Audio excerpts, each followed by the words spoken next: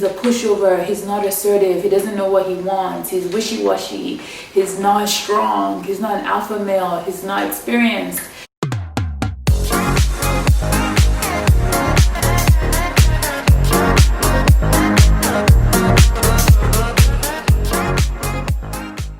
Today's video is going to be about dating nice guys. Do women even want to date nice guys?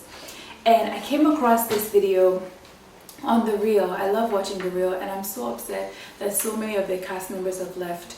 But I came across this episode and I was like, I need to watch this. I love it.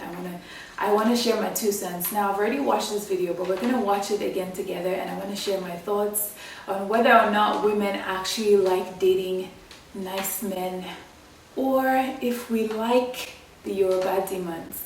So let's get right into the video. A lot of women nowadays say they want a nice guy, but do they really mean it? Look, somebody, yeah, we really mean it. No, they don't. No. Well, Your Tango recently released a list of the 12 brutally honest reasons why nice guys just don't get the girl. Aww. Some of the reasons listed are they're too predictable, they come off as weak, and the sex just isn't as mind-blowing. Woo! Adrian, do you agree? Can a guy being too nice actually turn you off? Ooh. Absolutely not. Yeah. I'm sorry. Okay. You guys know me. Let's pause it for a second. Let's pause for a second, guys. First things first. I feel like the issue with the nice guy ideology is that when we think of nice, we don't actually think of the qualities that describe a nice person. We think of the qualities like not assertive, like they said, not good in bed, or all these like, oh, he's too sweet, so he probably is not dangerous, he's not gonna keep me on the edge, he's not gonna do all these nice and edgy things. It's like, but that is not actually the general definition of what a nice person is. So yeah. Really love me. Like, I want you to like adore me and be like, oh my God, like send flowers and be kind and thoughtful and romantic. Like, that's the kind of guy I like. Oh, is that what you got? Well, hello there, sir. I took that picture for Instagram, but I like a guy with kind eyes. Hey, What is that? It's about, you know, some girls like a little thug in their life. Now, let me tell you something.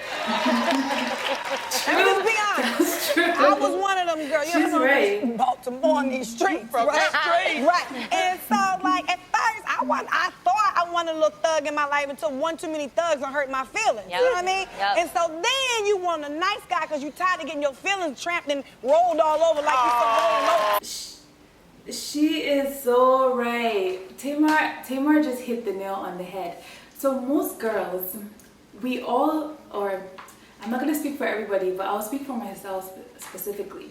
So when I first started dating, and when you're dating in not a serious way, you're just dating just cause, and you want to have a good time, you just want some fun, you want a guy who's gonna keep you on the edge, who's gonna be edgy, who's gonna be cool, who's gonna be, you know, rough around the edges. That's what you're looking for when you're that age, because that seems the most appealing to you. But when you get to a specific age and you've gotten your feelings hurt a little bit too much, you then realize that, you know what, I don't think this is for me. I don't think this bad boy, this hurting my feelings, breaking my heart thing is for me.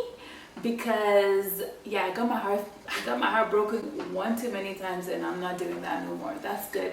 If I need to get an adrenaline rush, I'll go to Wonderland. I don't need this up and down chest pain that I'm getting from this guy. So Tamar is absolutely right. I agree with Adrian too.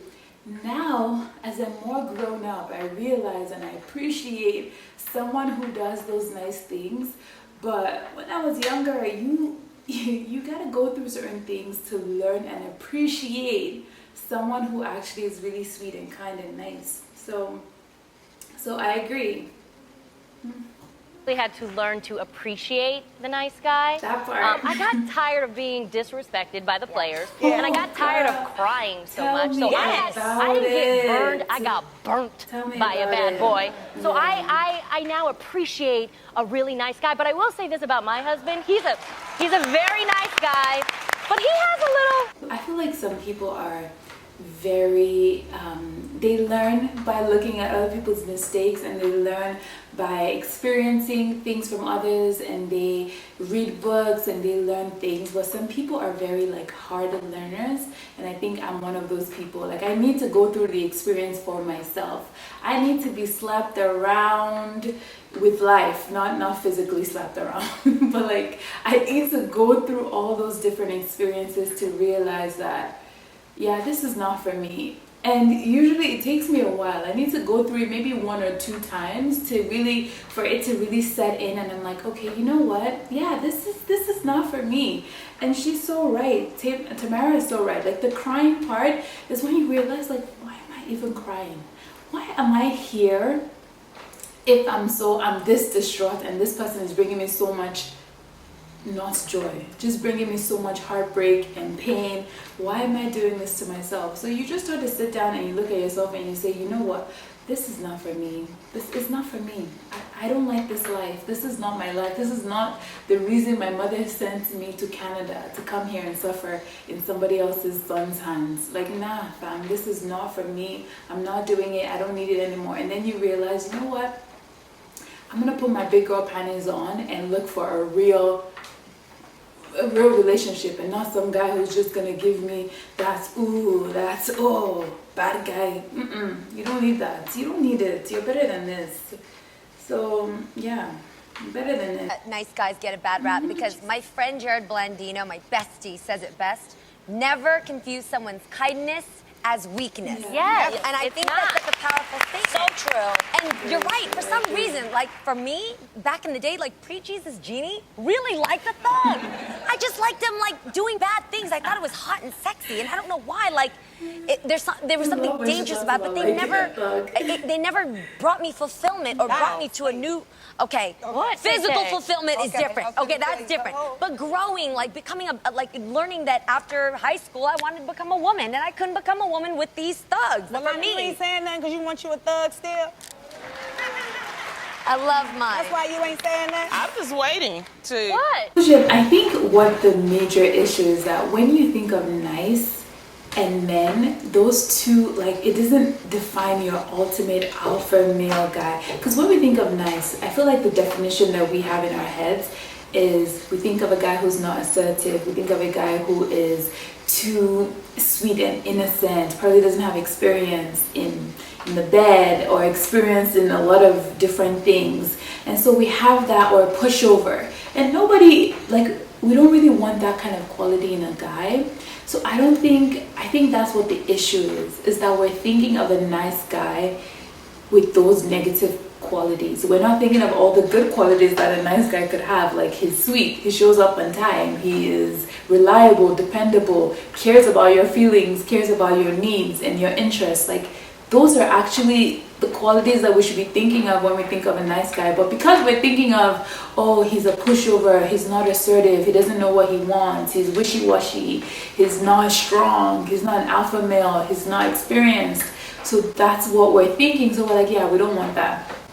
But I think as we get older and as we get more experienced and we go through some things, we realize that the qualities that we're actually looking for in someone who can treat us long term is someone who is reliable, cares about our interests, is dependable, is responsible, is nice.